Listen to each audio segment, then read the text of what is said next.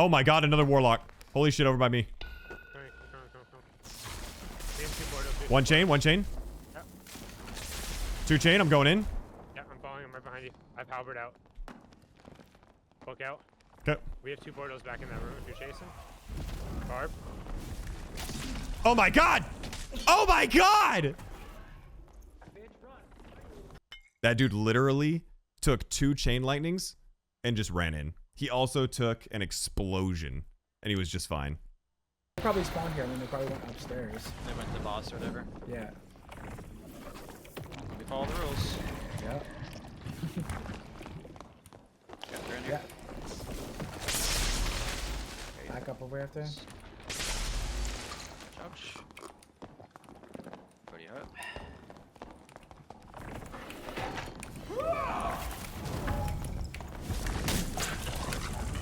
Wizard's dead. Nice. Yeah, bitch, run! Run, you little pussy!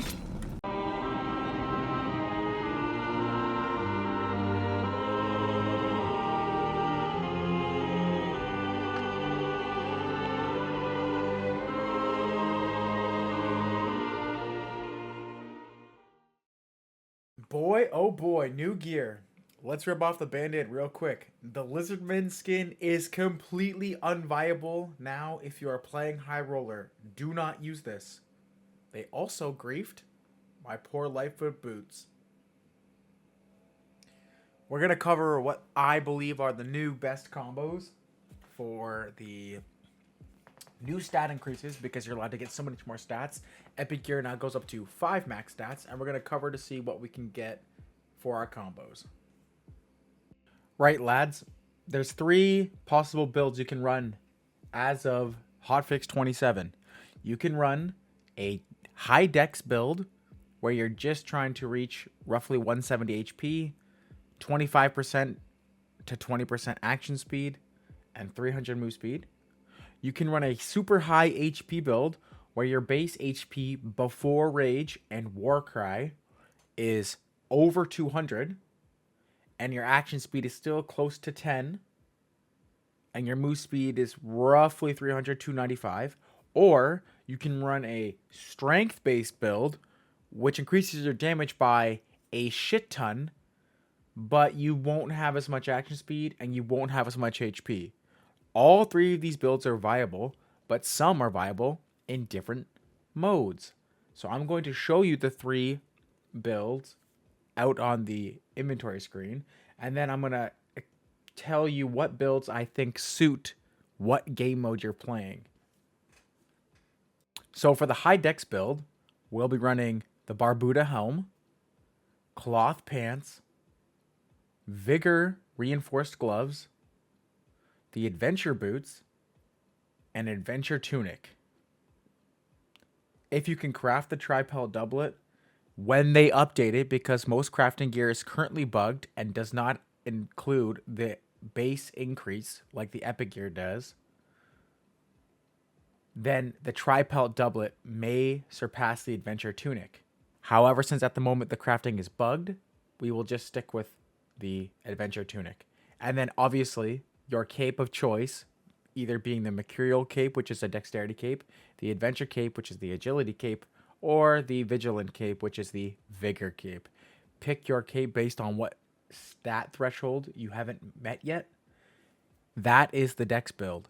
This build is best in solos and duos and not as good in threes. If you want to run the HP build, you'll be running the either leather cap or the Yermundabu with the adventure tunic, or if you have really good move speed rolls, you can try to slide in a Regal Gambeson. I don't have it on the list because rarely are you going to be able to get to 300 move speed, but if you happen to have really, really good gear to get to 300 move speed, by all means put on the Regal Gambeson. It did get buffed. The armor is much higher than it used to be.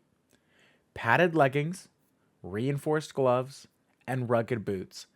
This will make your HP above 200 pre-rage. And this build, you would swap off Achilles and go to Warcry. That way you have Rage and Warcry after you already have 200 HP. So you'll be able to hit close to 300 HP if you have good rolls. And then finally, the strength build.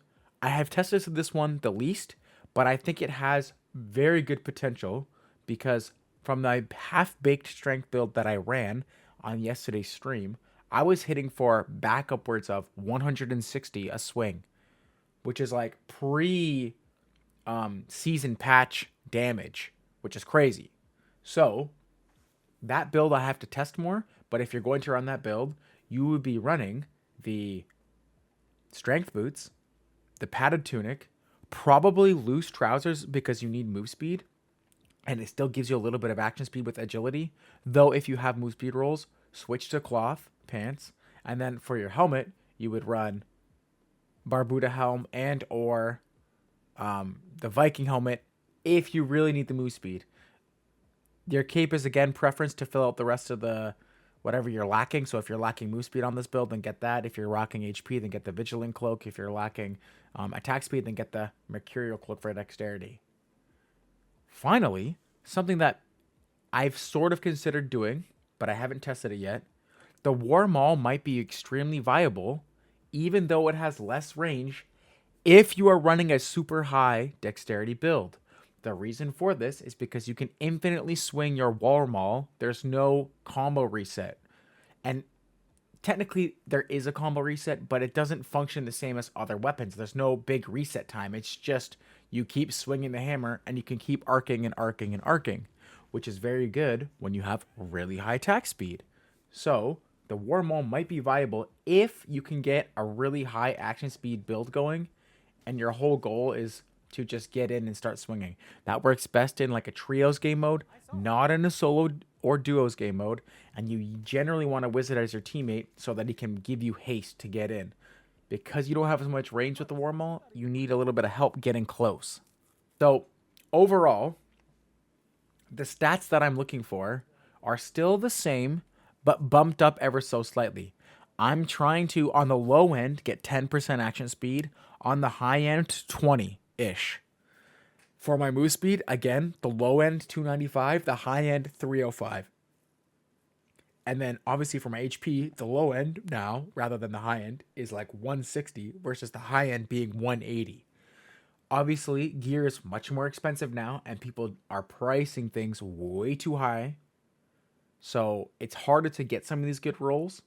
But if you attain some of these good rolls, that should be the stats you're looking for. If you can't reach that with your current money set, then just tone it down a little bit, but try to get as close as you can to those rolls. All right, this is the new updated Goblin Caves map. I don't know every single room off by heart, but I will tell you my general idea of where I'm trying to move and where I'm trying to play based on the new double static on the top right side of the map and then the other two statics. So,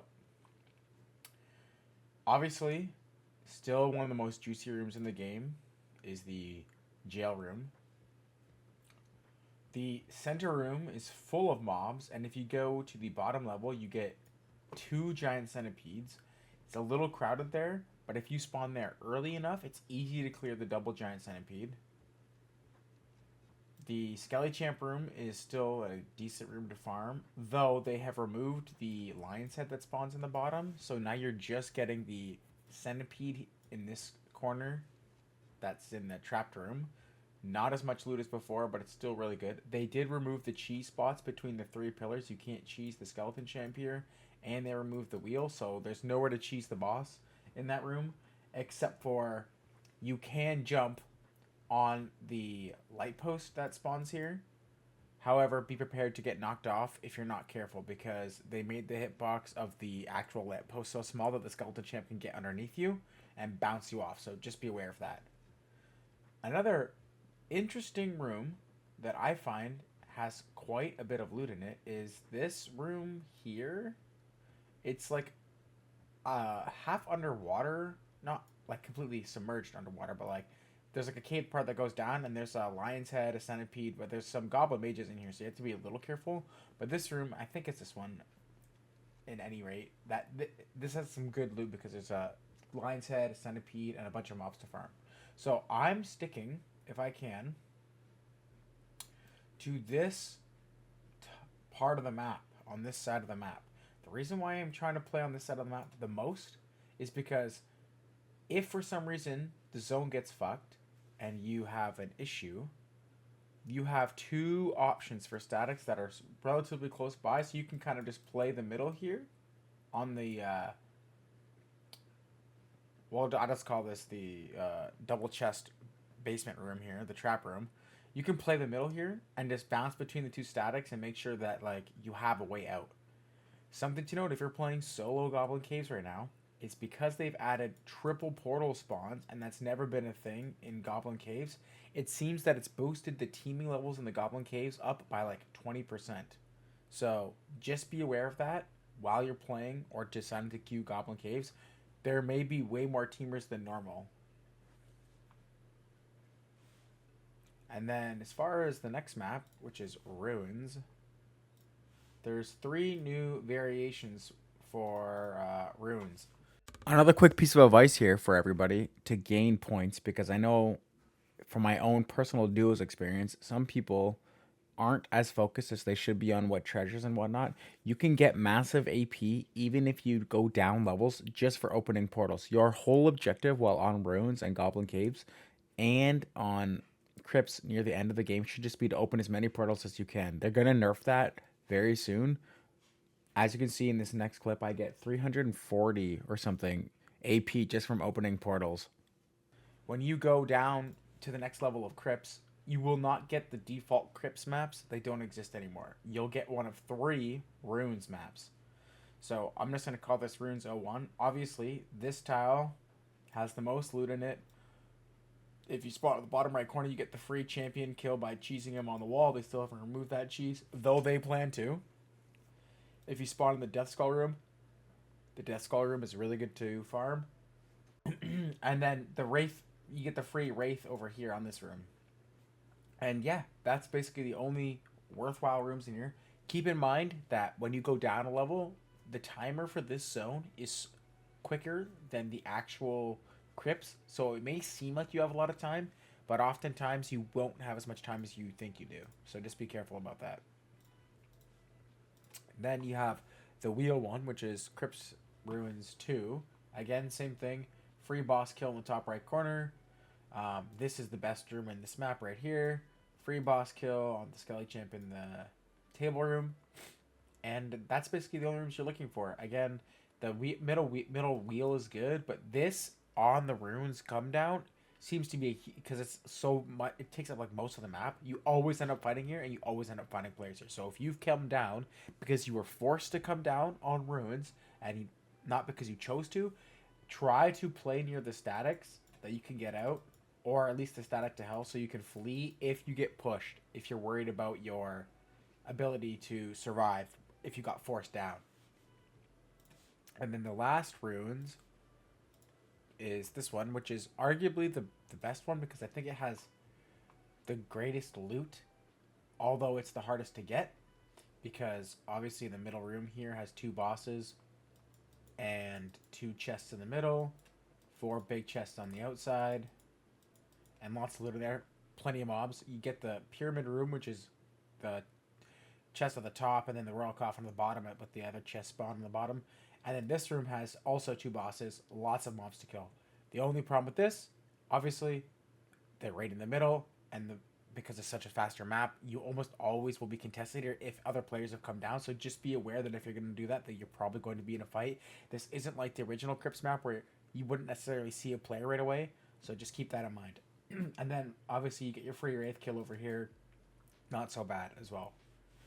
The Inferno, I'm not going to go over because Inferno, as far as I'm aware, is completely unchanged to the same regular 3 Inferno maps. So just refer to my last video, and hopefully that will help you in Hotfix 27.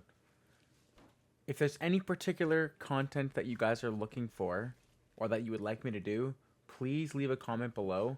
I will try to post 3 times a week, just 1 or 2 raid gameplays of me just explaining how I'm going through. It probably won't be live cut from a stream unless I think that that raid is good, but I'll try to add that as something that I'm doing for more quick consumable kind of stuff that isn't necessarily guide related, but more just you guys getting insight into how I'm playing if you don't happen to make it to a live stream. So just let me know if there's something else that you guys would like, and if I'm able to do it, I will do it. Obviously, I'm not able to kill the troll, so don't ask for that until I figure it out. I'm really bad at that, although I'm significantly better at killing the Cyclops, so I might be able to do that for you guys. Thanks for watching, and thanks for coming by the live. Peace. One dead, fire dead. Watch out for Ranger. Oh my god, you got assassinate your whole team.